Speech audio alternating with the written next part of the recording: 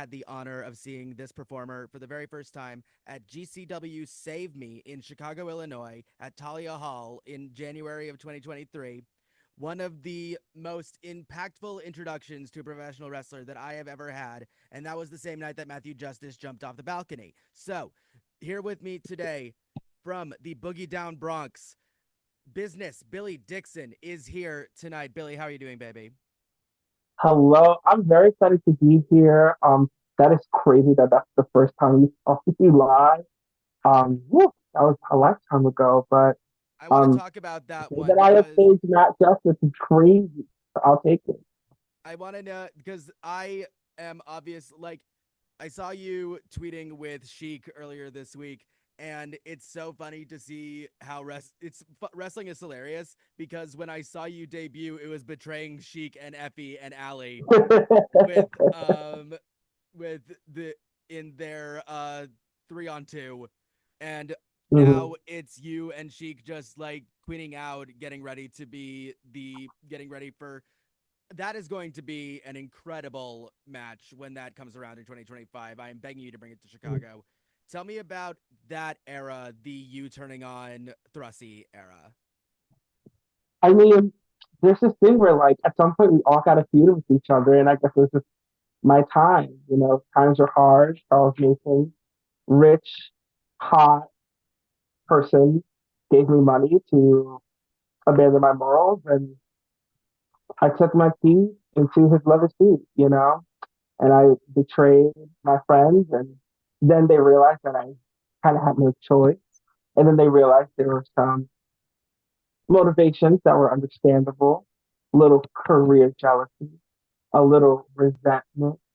And then what they didn't realize is that I'm always like 1,000 steps ahead. So when it mattered, I kicked them in the balls. And we saved the day, and Dave Brunch got to continue. I love a bitch who is 1,000 steps ahead as a bitch who has to be 5 steps ahead because she's always 2 steps behind. Oh my God, I've never was good at math, so I salute you. Ripping off the mask, that was one of who was in the front? Was that Vera who was in the front? Because she absolutely went off on you when Was you not happy with Bill. She was very, very upset and hurt and displeased with my actions that night. I have truly never seen a audience member straight up go up to the ring to scold a professional wrestler in a lip sync. It is that was what an incredible first Game Changer Wrestling show, and what an incredible introduction for you. You have been very much a part of Game Changer ever since. I Mhm. what Game Changer is so interesting where it comes from like the traditions of ECW and CZW to promotions which, let's be quite frank, were not the best to the L's and the G's and the B's and the T's and the Q's. What 100%. what is it about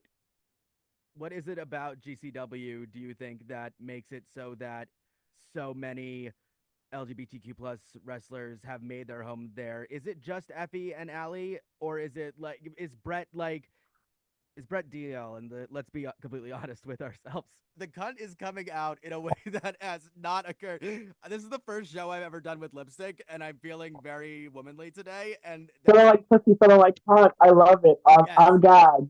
You got me there. No, Brett is an ally to the community. Brett is an ally. I was not expecting that. No, Brett's an ally to the community. I would say that what makes GCW pretty much a fun place to work as a queer person is that it's way more. It's gonna sound weird. The locker room atmosphere. It's just like we're all a bunch of fucking weirdos there, and we're all just trying to steal the show and trying to work really hard. And don't get me wrong, that doesn't eliminate barriers, and that doesn't eliminate the still ever present challenges of what representation really looks like. And, there's still room to grow there for sure on what I think a card in 2025 should look like at that company. As much as I've loved working with them the past, oh my God, going on 5, 6 years. But like, um, you know, I've always been loved and treated with respect in the locker room, and have great memories, and like has had fun before, during, and after shows with the guys and gals and everyone in between who works there. Shout out to my girl Dana who works backstage. She's my heart. When I see her, I know I'm going to be okay. Um, I think that part, the locker room part, is more important than what happens in the ring. Because if you're able to walk in somewhere and feel comfortable several hours before showtime, then all it's going to do is enhance your performance. Because queer people sometimes you don't know where you're going, and you may have to be in like fight or flight, you know, a majority of your day. But I've never felt fight or flight at Game Changer Wrestling ever. I've always felt supported and loved. Uh, Knowing that people have advocated for me, the roster is amazing. I've never dealt with like a situation that I was outwardly uncomfortable or outwardly disrespected in a way to me myself personally in regard to my identity. Um, so yeah, I mean that goes out into the ring, and then you're seeing people do crazy things. Like shout out to Ricky Gonzalez, who like when they go to Atlanta, he gets a shot, he does some crazy shit. And what makes you feel comfortable to do crazy shit is when you're not having to worry about somebody gonna take a liberty with me because I'm gay, So, yeah, it's a cool environment. I mean, really, a lot of love and respect goes to Allison, goes to Effie. I know that they're going through it, but they really have done a lot of work, more credit than some of these cunts on the internet would ever know. There's a lot of work that goes behind the scenes to make wrestling a better place. There's a lot of battles that happen that people will never know about. A lot of conversations, a lot of meetings, a lot of work to make the changes and the progress that you see happen. And shout out to them for what they've done to make wrestling a better place. And it has benefited so many people. I personally cannot think of a more terrifying thing to happen to me is to have my opponent hear me saying some homophobic or transphobic shit and for my opponent to be Nick Gage. Yeah, he doesn't play that shit. He does not play that shit. That's a lot of people don't realize, but like Nick is like just like what you see is what you get, what you hear is what you see. I remember now this is Nick's an incredible human being. Um, it was a collective last year in Philadelphia, and I'm wrestling in the main event for the culture. It is 3 a.m. People are dead tired. The first person I see when I go through the curtain after my match? Nick Gage. And what does Nick Gage say? Man, you did a good job. And tells me, not man, you did a good job, and that's it. Man, you did a good job, and goes into copious notes of what happened in the performance, in the match, what he just witnessed, and gave me really uh lovely feedback. And that's the kind of people that are leaders. The real leaders at GCW are people like Nick Gage who, really give a fuck and really and on commentary in real time, learning someone's pronouns and not making a ton of errors and having a paper going around the locker room going, hey buddy, what's your fucking pronouns?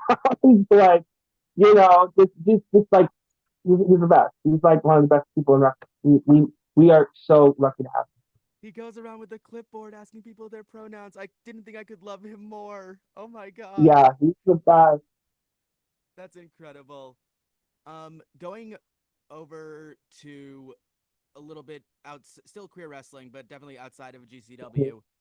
With you are obviously, and congratulations, by the way, you are engaged to the lovely Miss Sunny Kiss. Oh Congratulations. my god, love of my life.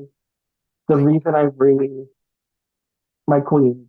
I saw her for the first time last year at freelance here in Chicago at Awesome. Mustafa Ali when Mustafa Ali was doing his return, and Sunny surprised everybody. One of the greatest surprise appearances I've ever seen. Nice. Unfortunately, Sunny was removed from the AEW roster this year. Hmm. We have last year we have seen people like Nyla Rose kind of fall by the wayside in terms Hmm. of being used used because Nyla was such a big deal for AEW in its early days. Do you see queer wrestling, at least on TV, unfortunately going kind of in the similar direction that the rest of media seems to be going these days? I mean, you know, the irony of wrestling is that more liberal people watch wrestling than conservative people, but wrestling's run by super conservative people. So It's a business. I mean, I'm not shocked. You know, things come in waves. I mean, I'm sad that people I care about don't have the opportunities or the employment that they once have or could have. I mean, that really sucks. Am I shocked by it? No. I think that ultimately the failure of representation on that level is due to a failure to understand that maybe the people that aid in stories about people like this might have to look more like them than the norm.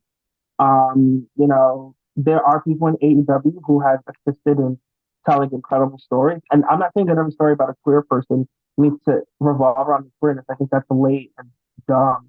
And I think that there's a time for that, and I mean, we're not really Anthony there has yet. been stuck with the true handicap of having to deal with Max Caster for the better part of 5 years, and he's still doing fantastic.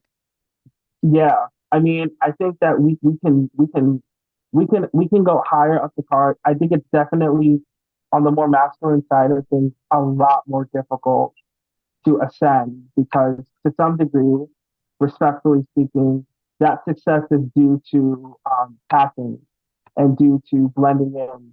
Not saying that he's closeted with them because he isn't. You know, he's happily with his partner, been with his partner forever, and you know, will promote his sexuality for sure. Um, but you know, he's not clockable. You know, and I want to see someone clockable on TV and respected and presented in a way that is full of respect and understanding of what they bring to the table. And we haven't gotten there yet. And I don't know if the people currently in the administration have the capacity to. I don't think they do.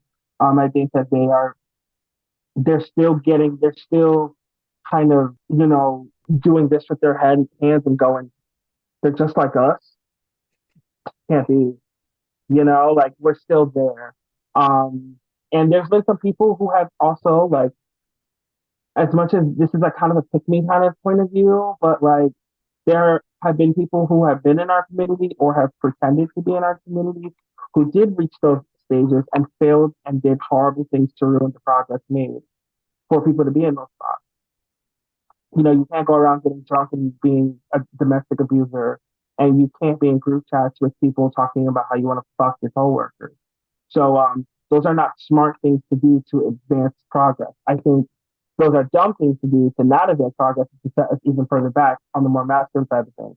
I think on the more feminine side of things, I think there's been a lot more progress made and a lot more easier progress. But I think there's still more we can do. I would love to see like a real butch woman dominate. You know, we've seen that with Shayna Baszler. And that was very cool and exciting to watch years ago, and we haven't quite seen that since, which I is don't have to explain that everything about who I am as a woman is dictated by Rhea Ripley, yes? yes. But I would love if that was played by somebody who isn't doing the Katy Perry "I'm his, he's mine" thing. Like, That's totally fair. you know, I'm not gonna yuck somebody's yuck. You know, if you like that, I love it for you. I don't think that queer people should only have to like queer wrestling. I think that's late and tired. But there are women who actually eat pussy who like, you know, could do that and a little bit better. Um, and like for example, like China, R.I.P. Queen icon, mother of all mothers, like really like kind of set the stage of showing herself as a bisexual character in a lot of covert ways in her relationships with like Triple H on screen, and then in her relationship with the cat, Stacey Carter, with their little Dom sub routine, which was like, you know, yeah, TNA, but also really cutting edge at the time. And like China's one of the probably still the most progressive wrestler of all time, in her presentation and the transition that she does in different eras of her career. really like. I would love to see more of that. I would love to see, what is femininity? What does that look like? What is what is a like what is a woman? Like a lot of that was like her character, her art was not. Do I think that they were like writing at 2 a.m. smoking pot, thinking about this? No, they weren't. But that's the subtext of her career, which to me I think is really cool. I'm like I'm sounding all David Lynch, R.I.P. But like let's go there, you know. But yeah, I'm getting way off of the question you asked. Um, This is a I podcast, I'm not darling. This surprised is to for see. rambling. This is rambling is the point. Yeah, but like, I think that the mainstream is going to always kind of lean more to what the leading opinion and point of view is, which is going to be on the more conservative end. And I think that a lot of the artificial and superficial uh allyship will be gone. There, you may not see the incredibly effective, and I felt that homophobia didn't exist pride photo shoot, um, things like that. But ultimately, like where there's money, there's power, and like hire queer people in all positions, not just to Russell. I mean, yeah, that's great, but in the writers' room, because like it doesn't have to be a queer story, but like a story can be told from a perspective you never even would think of because you didn't live that life. And I think that wrestling right now really needs new people telling stories on the mainstream level because we're kind of circling the drain at a really uh, rapid rate. I will say one thing that I will give AEW as a polyamorous woman. The Mm-hmm. fact that the Mariah May, Tony Storm, their like polyamorous triad thing that they had going on, the fact that it disintegrated immediately, that is representation. That is accurate. That is good. That is how it works, baby.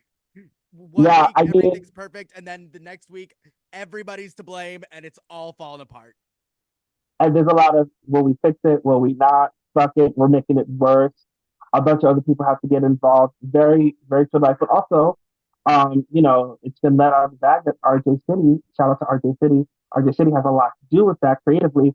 And, I'm not going to clock anyone's tea that is or is not out there, or whatever the case may be.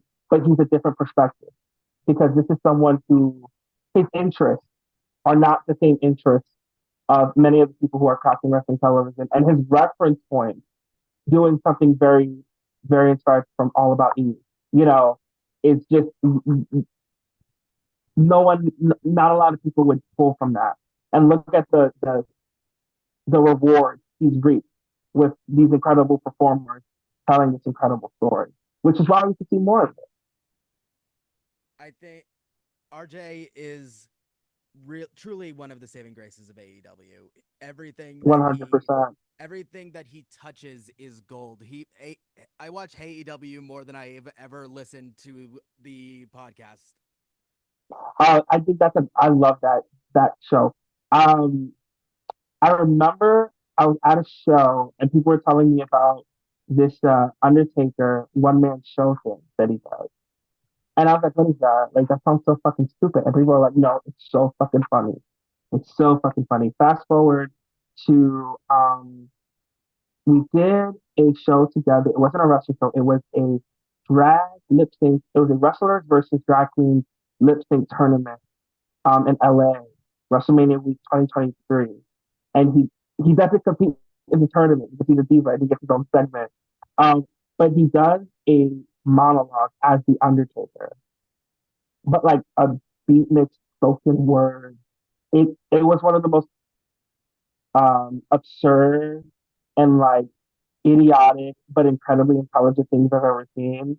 And I wish it was recorded because it is one of the funniest things. I knew that I never really got to spend time with him, but I saw him and I was like, wow, this is like a very deeply intelligent person. And like I remember leaving there just being like, I would love to see his brain with like some millions behind it and see what he comes up with. And then fast forward, you get what we get.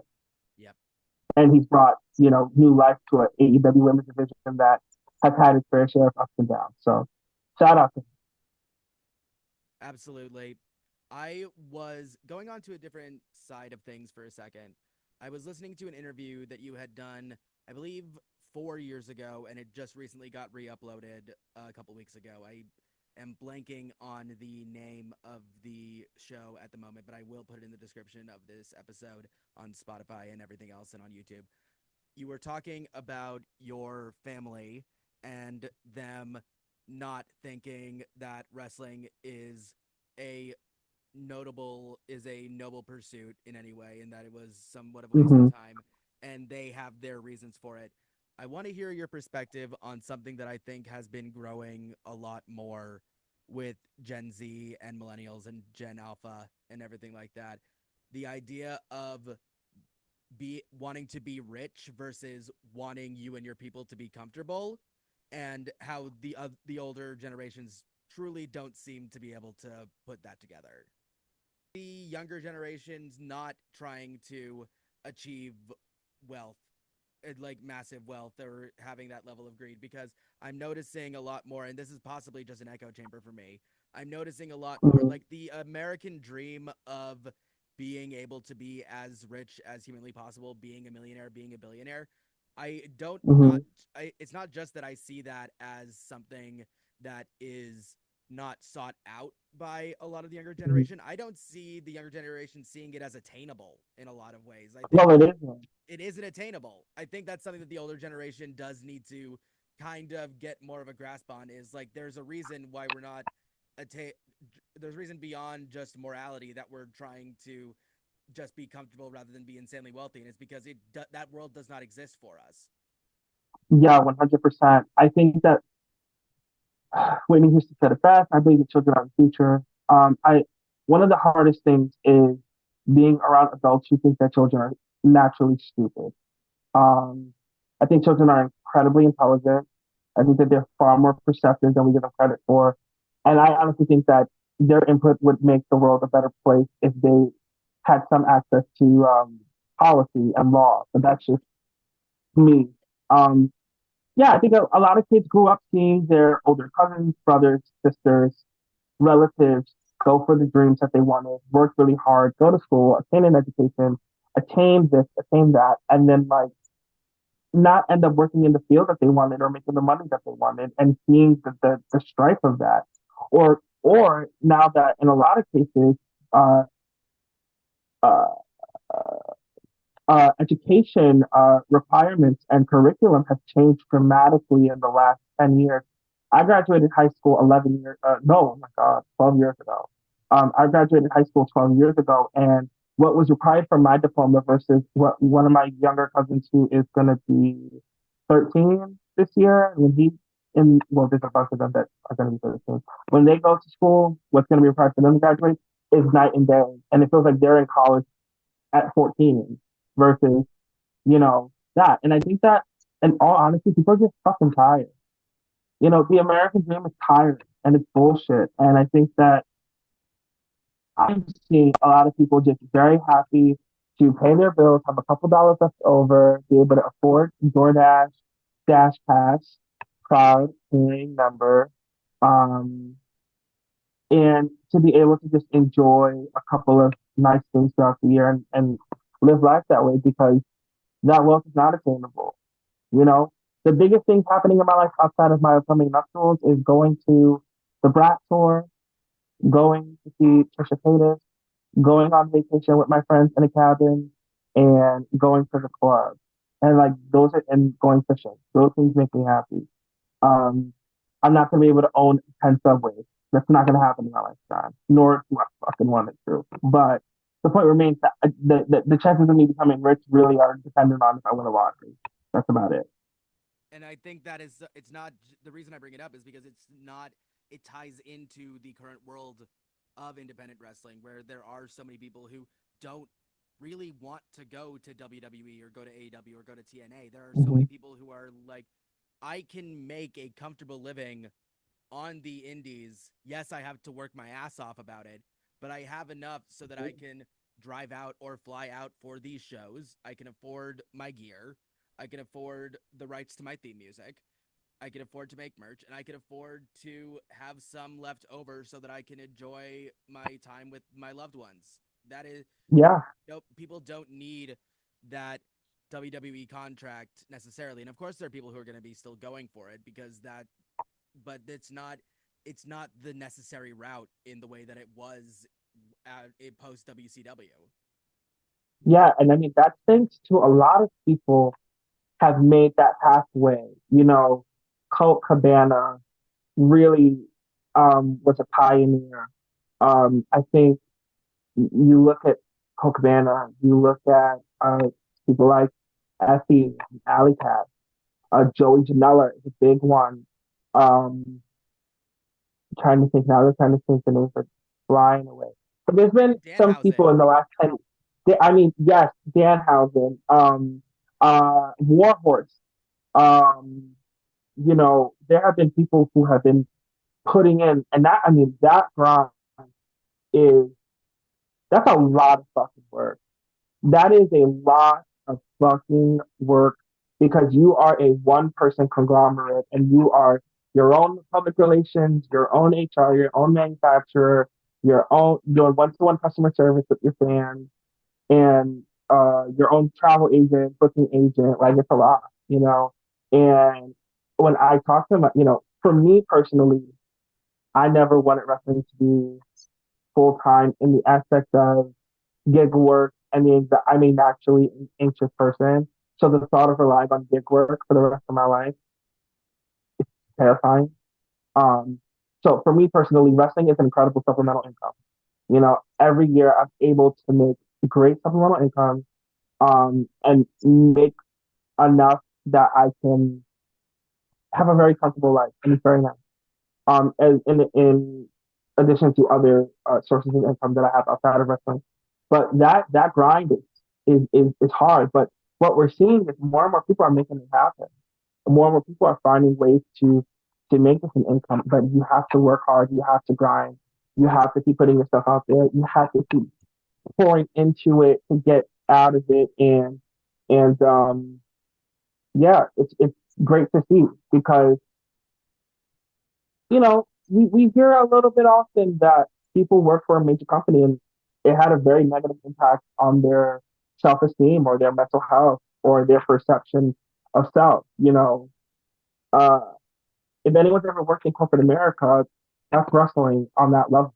Same amount of games, same amount of agita you have to deal with. So, you know, uh, I really like that that is an option that you really, if you really bust your heart, you can earn your living on the indie. That's just incredible. This is why I bring up independent wrestling and bring independent wrestlers onto my show so much because the amount there is, other than the performance, negative difference between independent professional wrestlers and independent musicians. It is the same gig. You're just using your labor in a different way.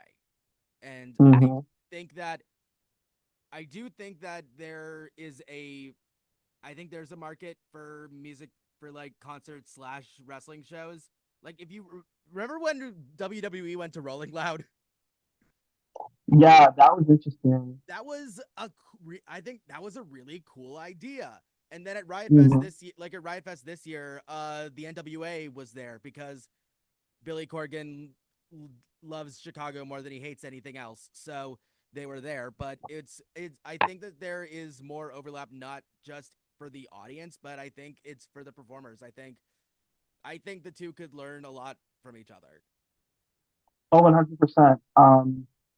When I've done a lot of shows that feature live music. Now that I think about it, Ashay does a lot of yeah, music and other things going on there. yeah, and it's really interesting talking to them. Like one of the main collaborators that Akshay has, we talk about the similarities between wrestling and him traveling to the music, and it's like looking in a mirror. Um, and it's always cool to like exchange shirts and stuff like that. That's such a like indie person thing, just like repping each other any way you can. But yeah, it's cool to see.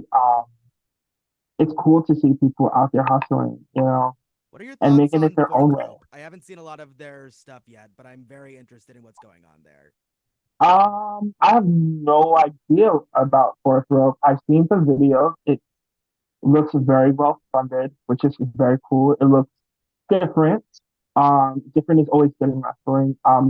I I don't know if it's like For anybody who does about not know or who we're talking, what we're talking about, Fourth Rope is a new wrestling promotion put on by rapper West Side Gun of Griselda, hmm. and And he is like one of the biggest wrestling fans on the planet. I don't think there's anybody who loves wrestling more. Um, I do know that we will be working together in the Las Vegas uh, area on a certain 420 weekend in April. So I'm excited to see that up close and personal. I mean, I've oh had God, friends Mania who work weekend is there. 420 weekend, isn't it?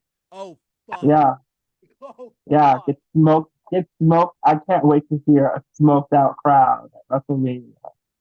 Bitch, I I'm like flying just to imagine Vegas. if Fuck it, I'm getting out there somehow. I do not imagine care. it's just quiet the whole show because everyone's so stoned.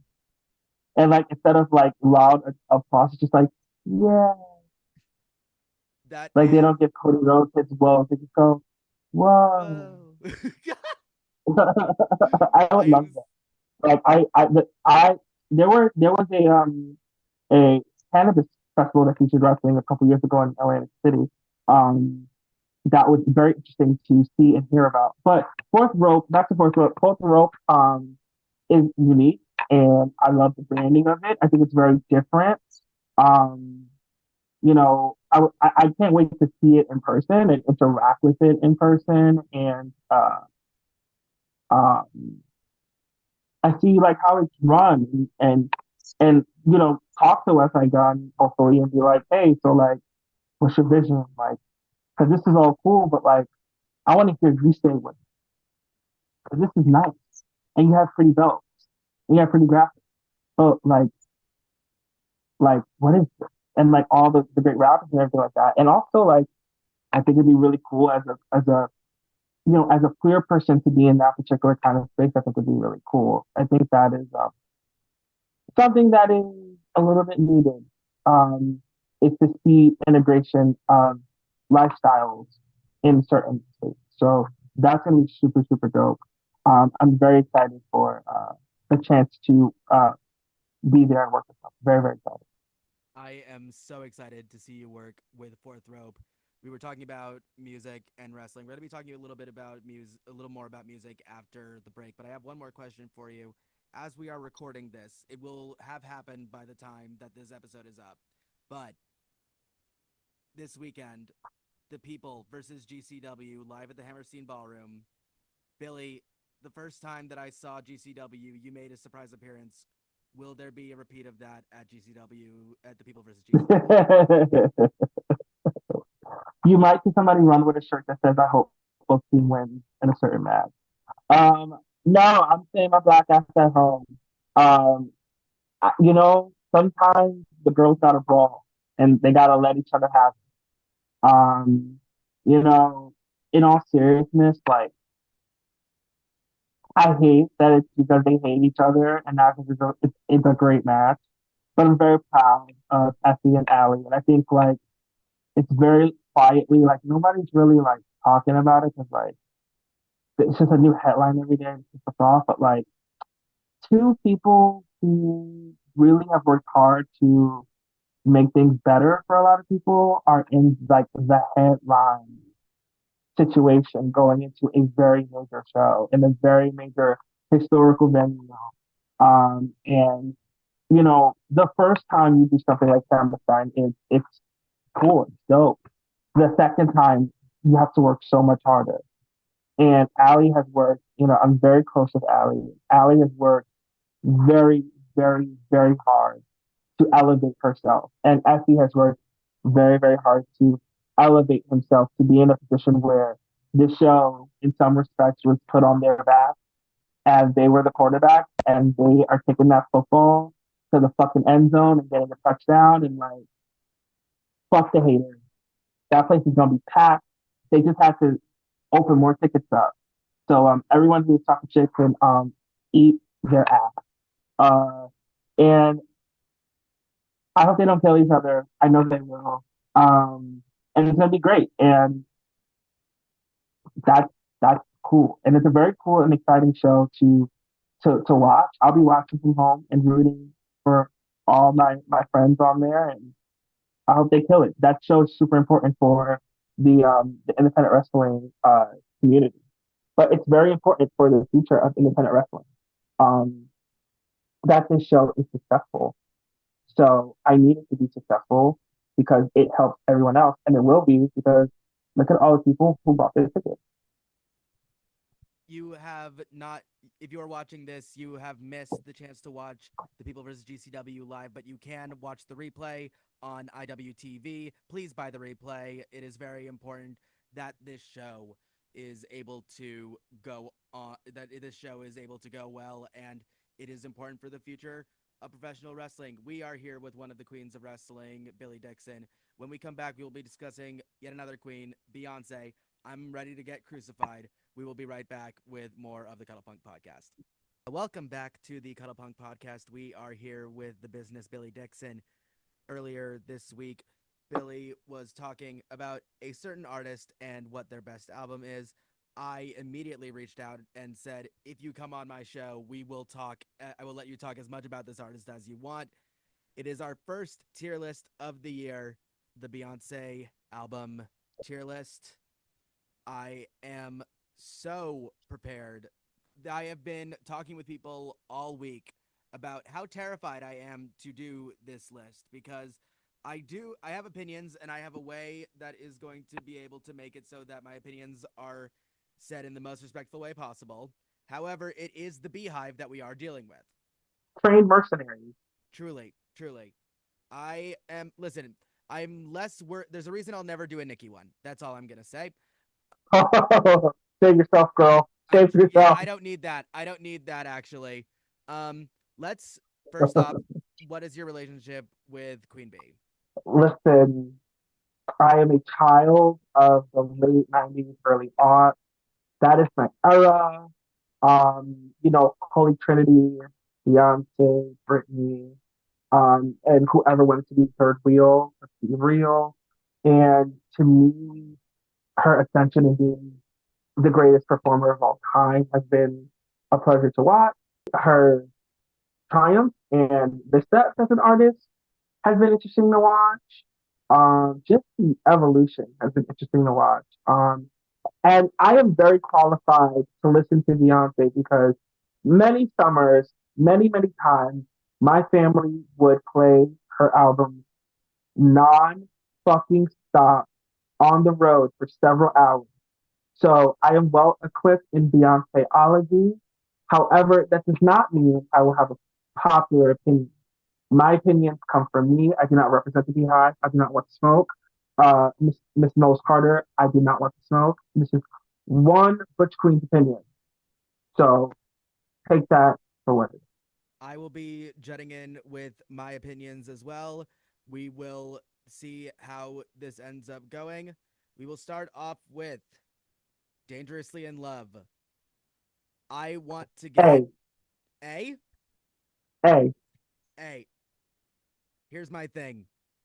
This is there is a YouTuber that I watch named Crash Thompson who did he did a series on the best new artist winners at the Grammys from the 90s and the 2000s.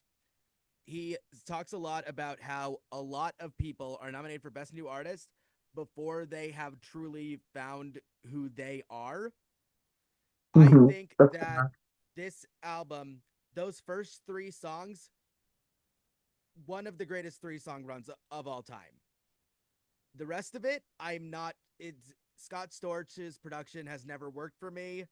Dude made Still Mm-hmm. Dre, and then he's been coasting ever since. And I am willing to go to a B for Dangerously in Love, but if you insist That's upon an A, I fair. will fully take an A. Let's do B. I think B is fair. I think B for B is fair.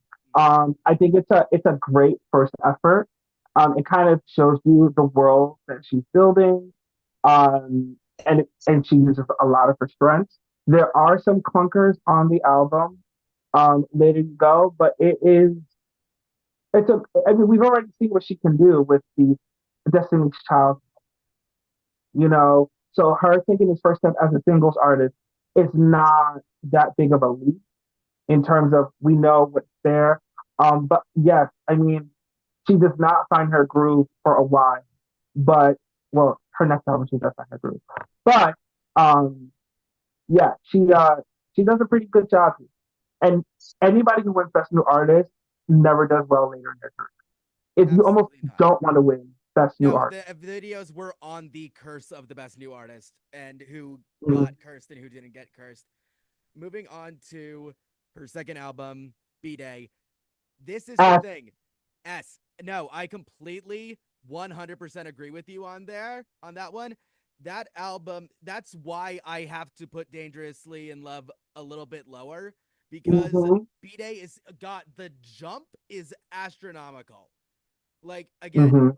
Dangerously in Love is not in any way a bad album, but B Day is just God, that's That's really way the first Beyonce album. Let's be yes. honest. Yes, 100%. B Day is her understanding, like in wrestling speak, what her gimmick is Yes. and what makes a Beyonce album. We're talking powerhouse vocals. We're talking a lot of sultriness.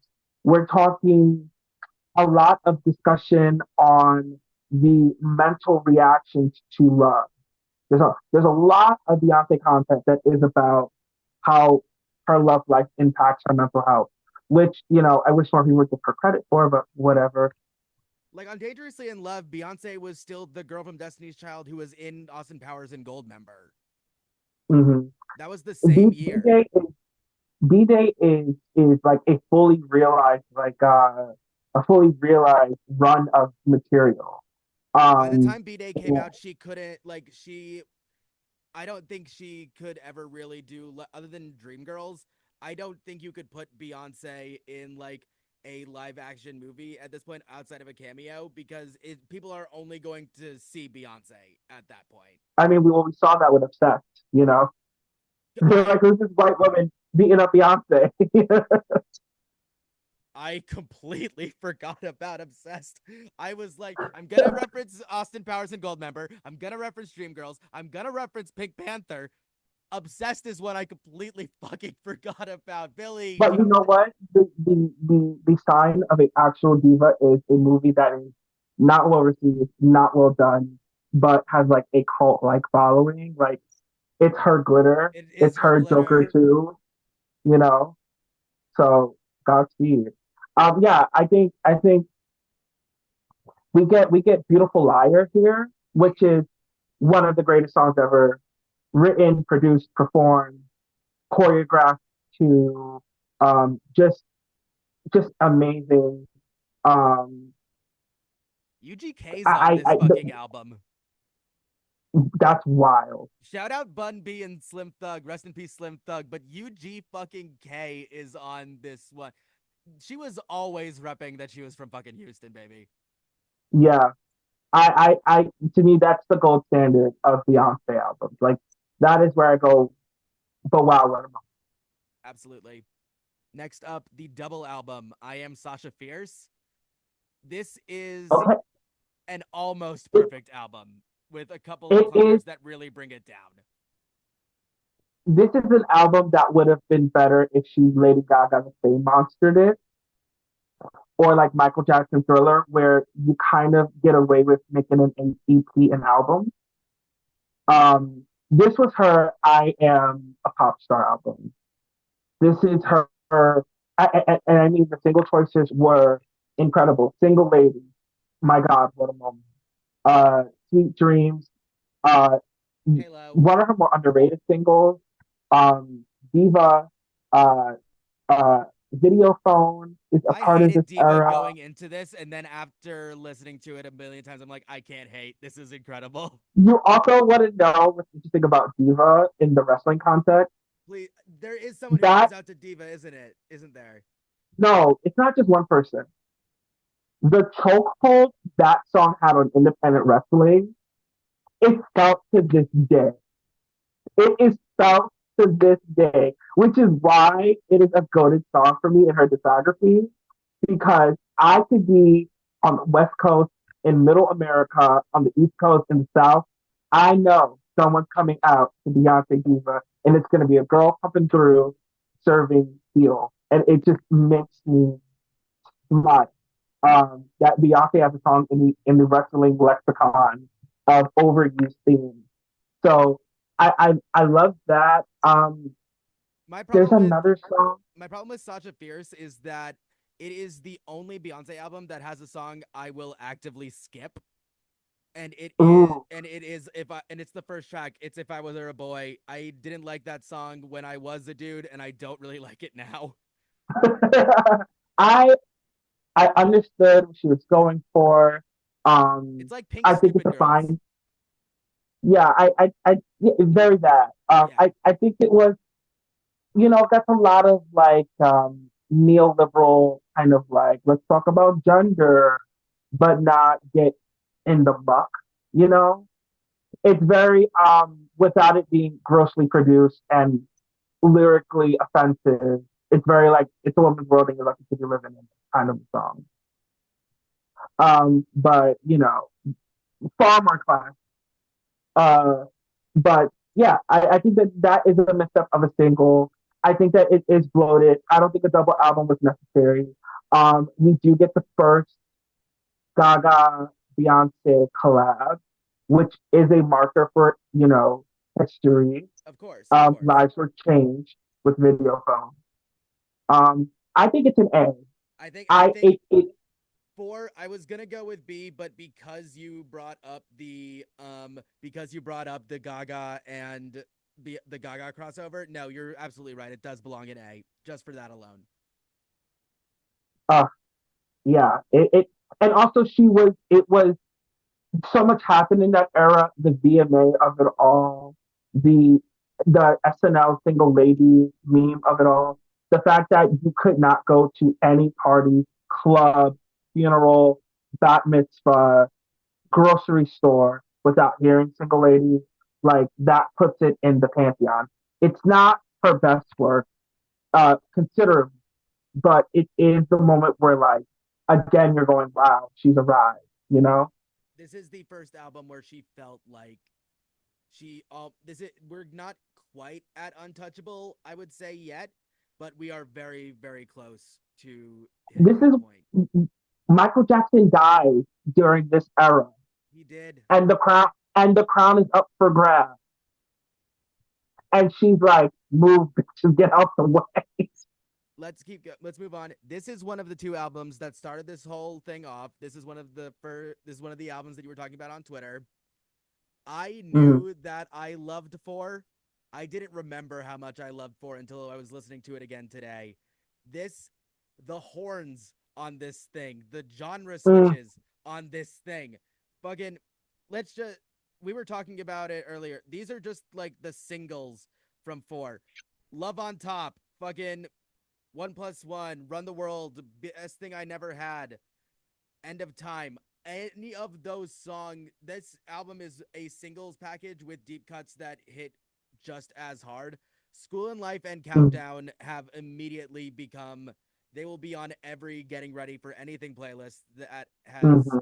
I will ever make. Uh, Party with Andre 2000, such a slept on banger. Like, to me, this is the best Beyonce album of all time. This is a lot of quiet confidence in her ability, a lot of subtle reverence for her references, a lot of doing the things that she's done before a lot better, doing the things she's done before with more control, with more finesse, with more uh, skill. And the timing of this album, I think, hindered its commercial appeal. Also, the fact that she was with child and was not in a position to promote this as extensively as she did her prior three works and Destiny Child album. She But did my give God, us, she also, during this cycle, did give us one of the greatest moments of I will say it, the 2011 Video Music Awards, the best VMAs of all time. Uh, The single It best VMAs of all time. it is like it's like you didn't realize you took a tab of acid before you started watching. Fucking It is Beyonce revealing her pregnancy. Joe Calderone, Gaga as Joe Calderone opening up the show and staying in the character the entire night. Tyler winning Best New Artist. Fucking watch the throne coming out and doing Otis. Fucking that entire night was its peak for me. That is the peak. it was the 2010s in a night. Yes, Also, Britney Spears being very uncomfortable to be there. absolutely. The first time you see Britney Spears be like, I don't want to be at the VMAs anymore. Like you couldn't write that shit. Best thing I never had. It is in the middle of the evolutionary scale of Beyonce's man-haterdom, where Mm-hmm. irreplaceable is the first step on there, and then we will get to where it goes from there. But that middle step, that is best thing I never had. There's such a class to that song. It's very she has her hand over her midsection and it's like she's very gently telling the man in her life that she could give a flying fuck. That is a Um, Texas I woman would say saying, "Bless your heart." 100%. The last thing I'll say about this album is, in my personal opinion, she has tried to recreate the genius of this album, and many albums since then have tried to do this and do not come close because the finesse used here is lost. Doesn't mean the other albums are not good, but it's not honed in the way. So, spoiler alert, nothing, I will not say anything will be after this is better. There are great works to come, fabulous works to come. But Peak this is mother. This is mother. is it just simply is. Next up, this is the one where I think she grabs that crown. The self-titled, Yes, releasing it completely unannounced. I remember because if you remember the pop punk band We the Kings, they would have had the number one album in the country that week had Beyonce not released had not released the self-titled. let me set the scene for you, for me. I'm a Please. freshman in college. I am on a different Twitter account fighting for my life, defending the most misunderstood pop album of all time, Lady Gaga's Art Pop. And it is a random night in December 2013, and I get a notification. There's a new Beyonce album. I'm like, what are you talking about? She's like being a mom. I go to iTunes. Lo and behold, I got like 15 tracks to listen to. And I did not go to my 8 a.m. that morning. I'll tell you that much. Uh, this is where she said, I am better than all of you because I don't need to even warn you. I'm just going to annihilate all of you just like that. This is a significant album for me as well. I was a freshman in high school when this record came out. And I remember starting around my junior year of high school, I was the one straight guy, one fruity straight guy in a friend group full of lesbians. And Love it. in the lockers, by the lockers where we all had our lockers group together hanging out, there were some things happening to partition that were making the white boys uncomfortable, and only the bravest of us survived and turned out as beautiful lesbians. I mean, This album's it fucking hot. it's her saying, I think my ugly husband's fucking hot. It's her saying, I have sex with my ugly husband. He And truly, what Mr. about it? Peanut looking motherfucker gives the best dick I have ever had in my life. She's like, I am going to actually get drunk on a beach and sing about how much I love having sex with him drunk out of my head. It is, it's the first in some ways, because it's a little debatable, but she brings life to the visual album Mm-hmm. with every song having a music video, which for me, as somebody who was in school and majoring in film, was like overload. It was an overload of content, and it's an undertaking to keep that all a secret. And then for it to be all really fucking good. Um, I I love Blow. I think that song is really like peak sassy, kitschy, sexy Beyonce. I'm such a fan of that record. Um, there is a remix of that that is a mashup with Vanity Six's Nasty Girl that sends me into orbit because it's so sexy. That I used for one of my shows I produced, Paris is Something, with trans wrestling icon Mariah Moreno. She did a striptease for that mashup. It is one of the comfiest things you'll ever see in wrestling. That album has influenced my work. Um, Pretty Hurts feels like her very softly acknowledging the robot rumors. EXO is incredible. XO. Fucking No Angel. Shout out fucking Caroline Polachek bringing Period. everything to that song. Remember when we were only 1 year into waiting for a new Frank Ocean album? And remember that when that was only year one of four of waiting for a new Frank Ocean album? Oh my God. Listen, like this album came at the perfect moment because um pop music was in this very interesting um transition period, going from maximalist kind of sound and uber anthemic sounds to And then we Lord want wrote a something song more. about a baseball team from Kansas City. Yes, and forced everyone to be introspective and depressed. And then we are still writing about how depressed we are, but now we can kind of put some beat behind it. Thanks, Charlie. But this album just feels like a statement in and of itself. It feels it feels so grounded in it feels so grounded in presenting itself as great as it is. So it is S. Yeah, it's It there is already. S. It It is is S. it is S.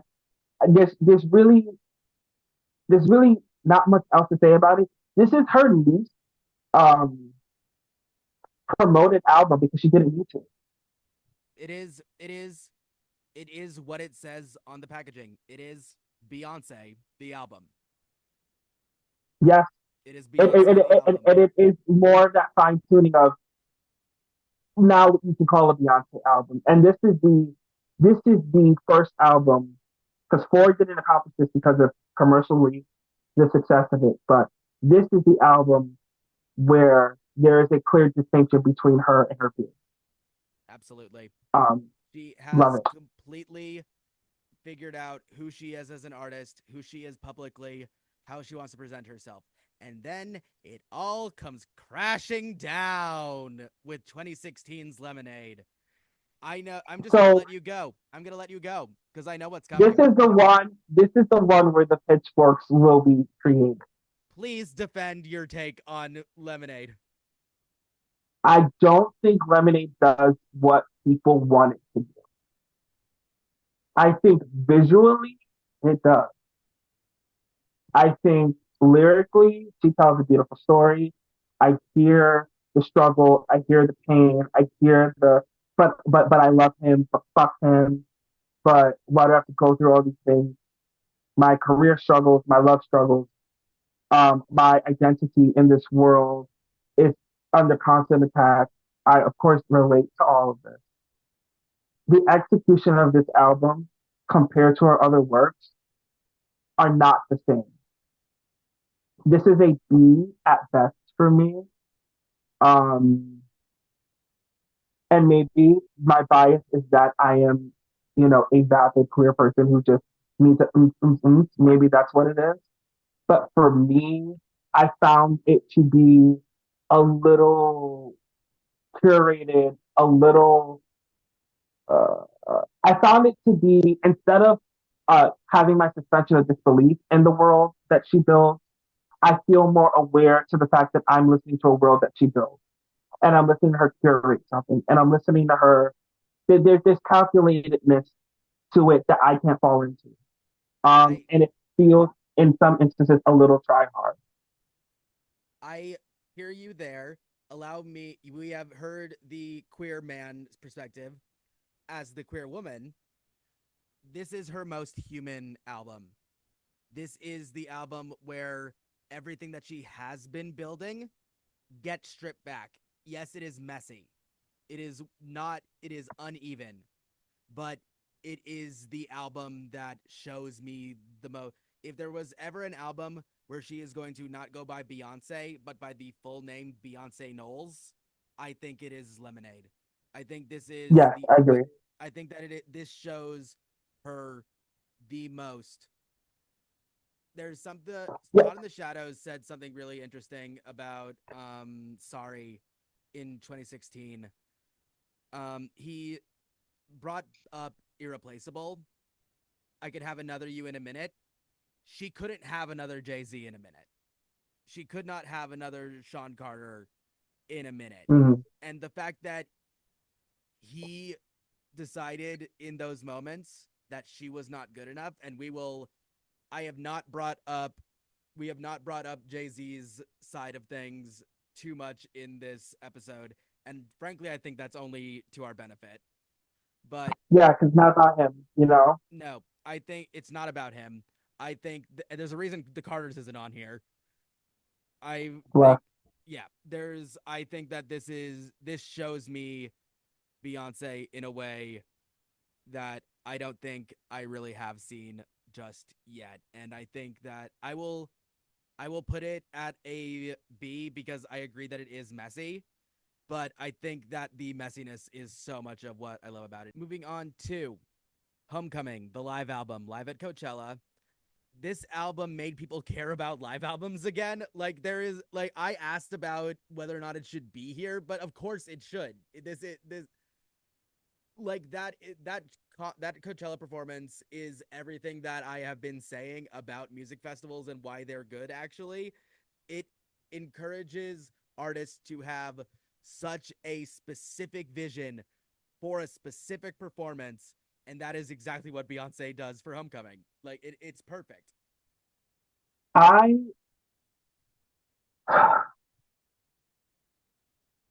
I love this piece of music. I love the special. I love the the the curation of the experience. How Beyonce's team, including herself, is so I'm moving it detail up here. Go ahead. oriented. Yes, it's S. It's 100%. They're so um they pay such great attention to detail, and everything matters, and every detail matters.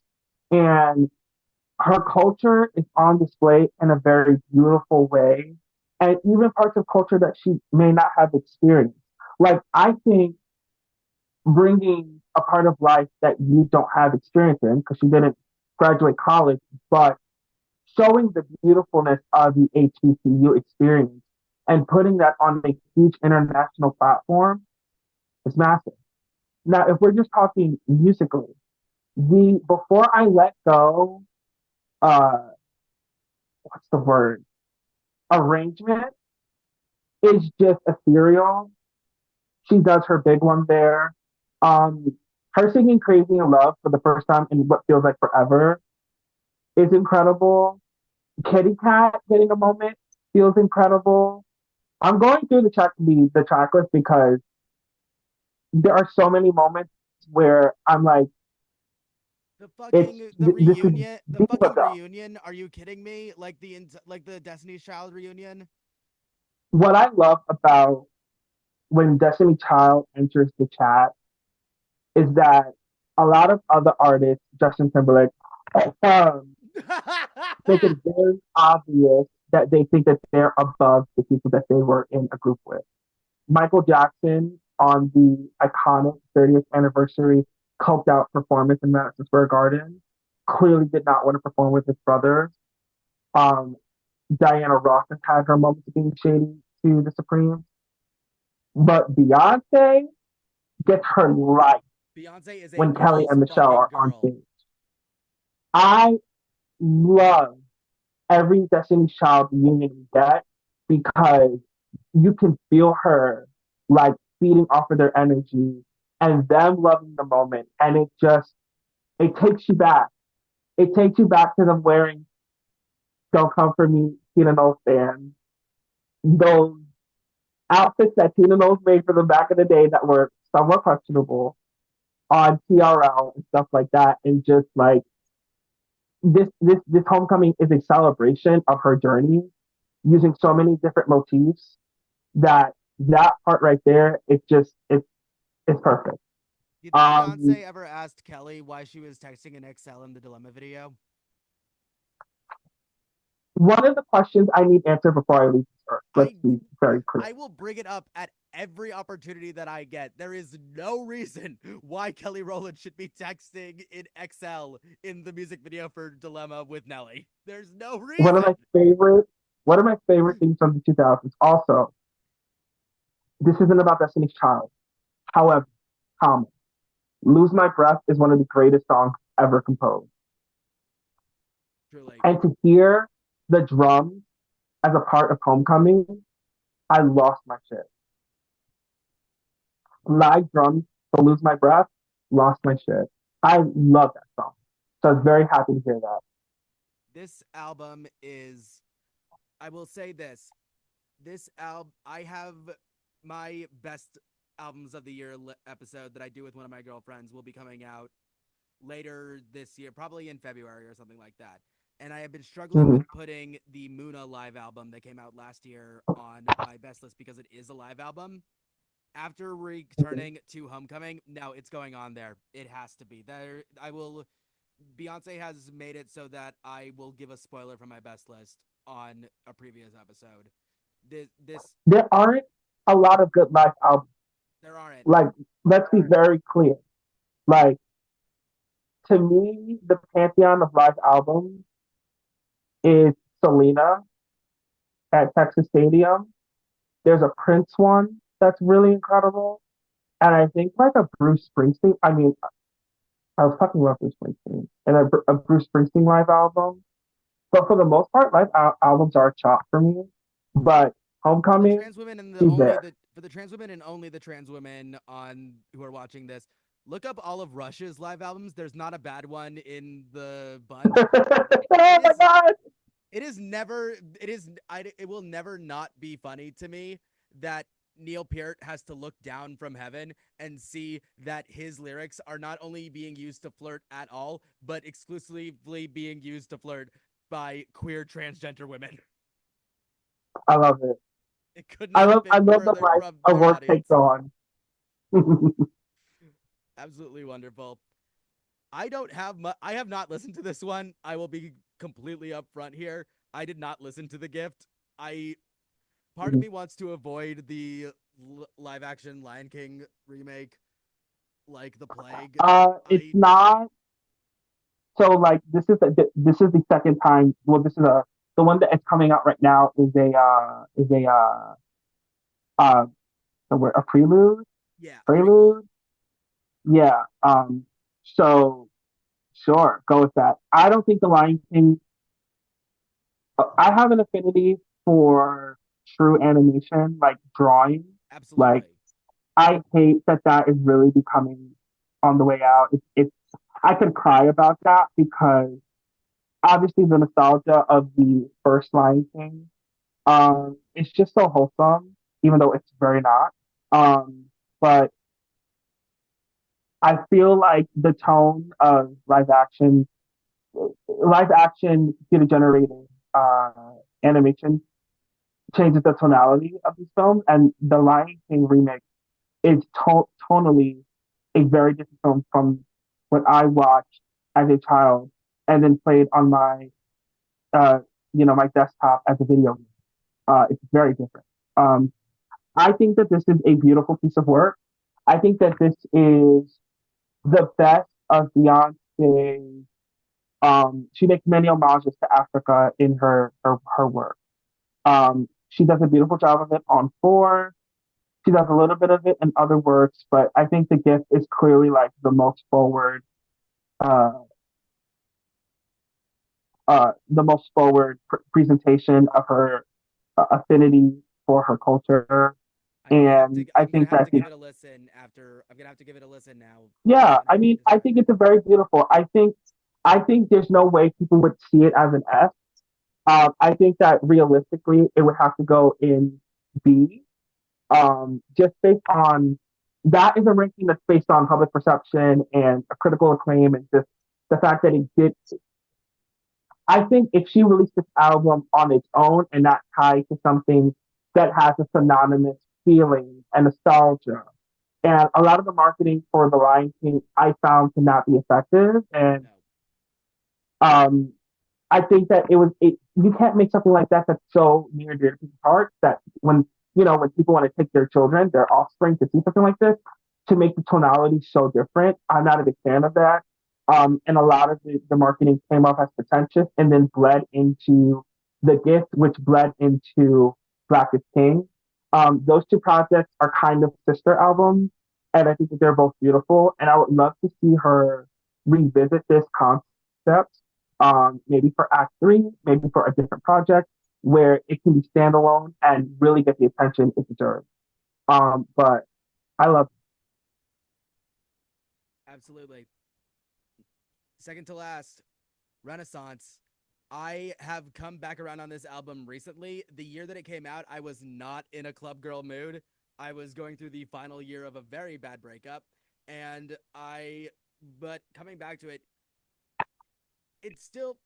I didn't bring up Drake when talking about Beyonce, the self-titled.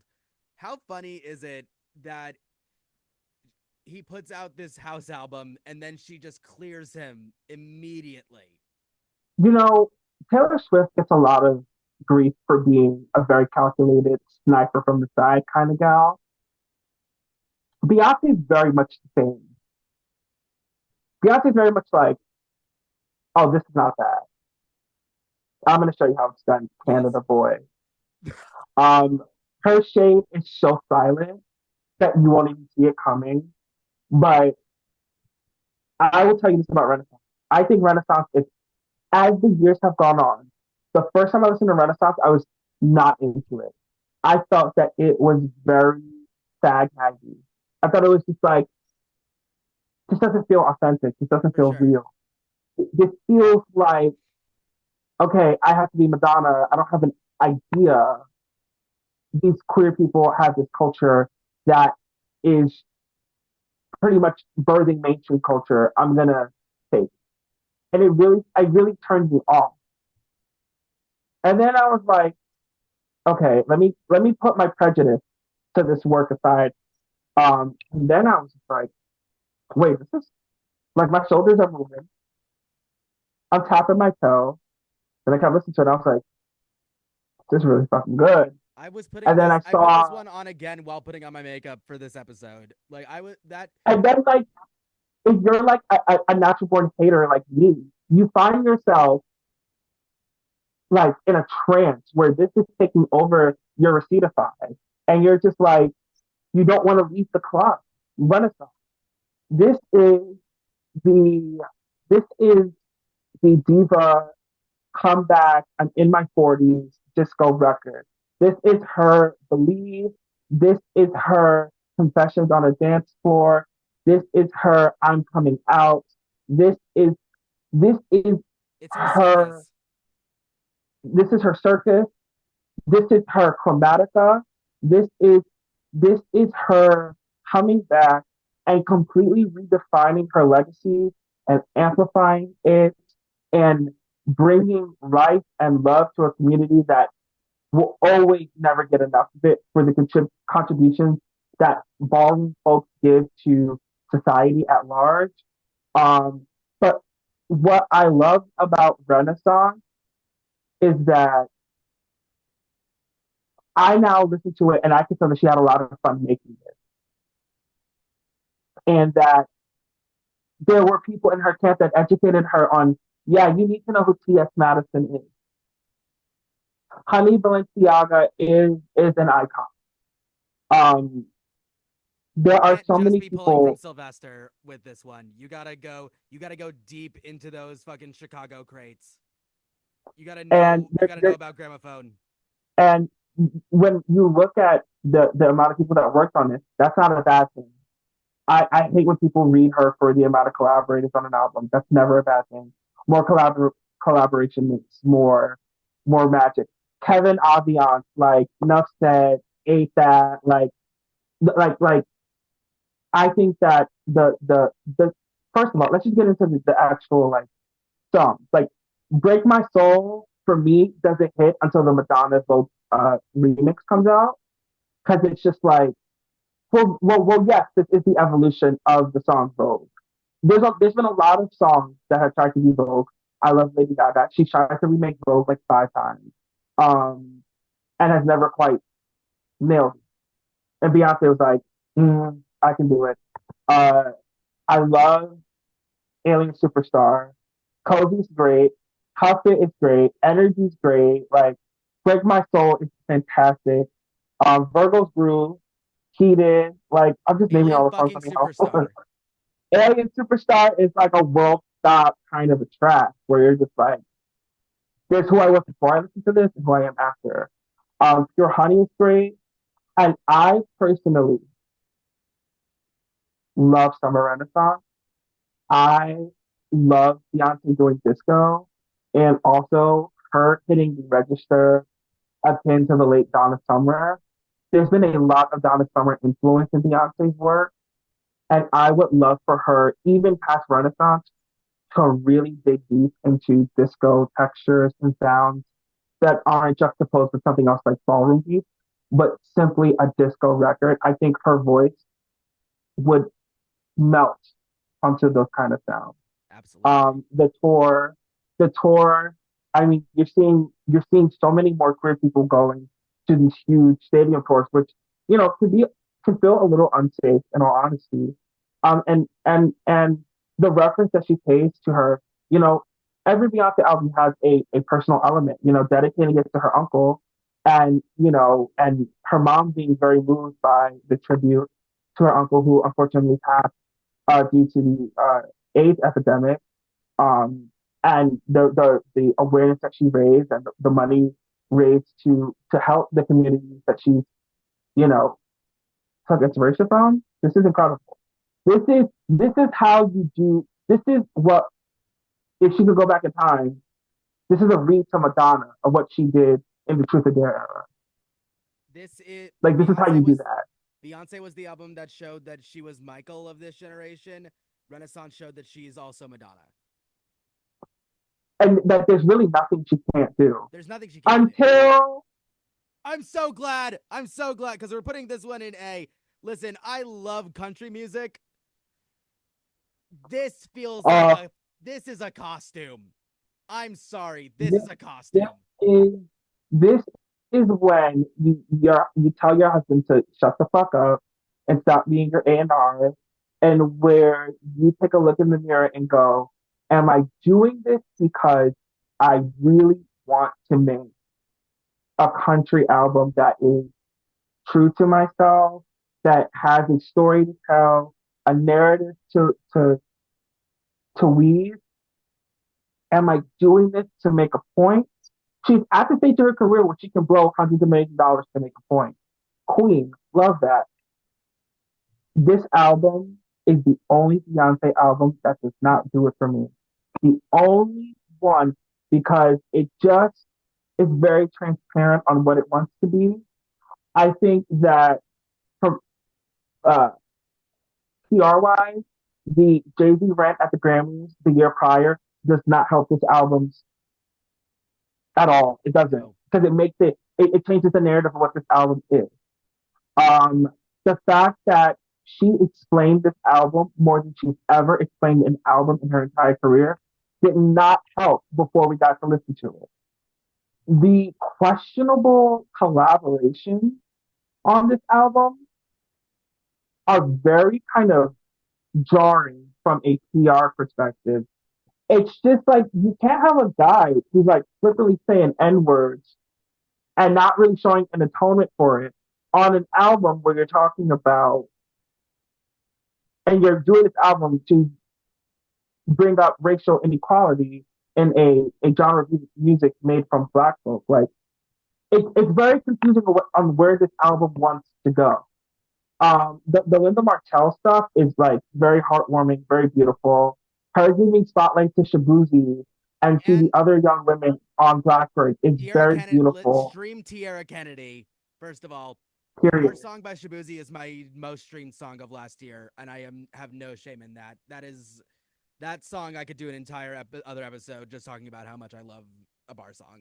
And here's the thing: it's not a bad like the thing about this album is that of course there's going to be a couple of incredibly excellent songs. The first song is 16 Carats. It is a great song. I make no notes on that. I think that the Blackbird song didn't do it for me. The Jolene, Willie Nelson collab doesn't do it for me. Um, Texas Hold'em is fine. the remake of Bodyguard is Jolene, fine. just the remake of this. Beyonce's remake of Jolene is more disrespectful to country history than Luke Combs' cover of Fast Car by Tracy Chapman. Which is a crazy sentence to say if it But I wasn't am true. correct. I am correct. If it wasn't true, that would be the most asinine thing a person could say. The Jolene cover is just,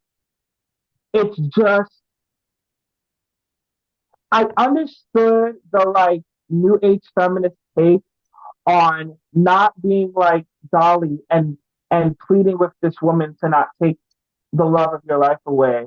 But then it turns into just a different song, and that's not what we're like. I don't get it.